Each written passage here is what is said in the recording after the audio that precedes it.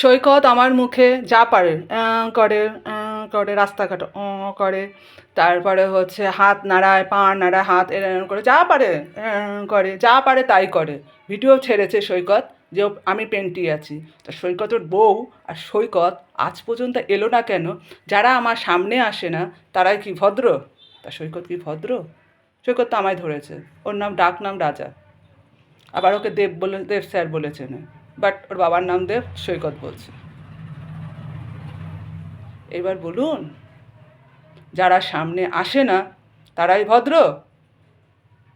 সেটাই সবার কাছে, আমার কাছে প্রশ্ন।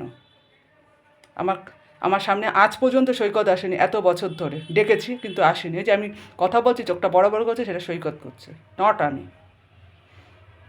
এবার বলুন আপনারা, যে যারা সামনে আসে না তারা ভদ্র না ছোট লোক? এর আগেও আমি প্রশ্ন করেছি, উত্তর পাইনি, এখনও প্রশ্ন করছি, উত্তর পাইনি।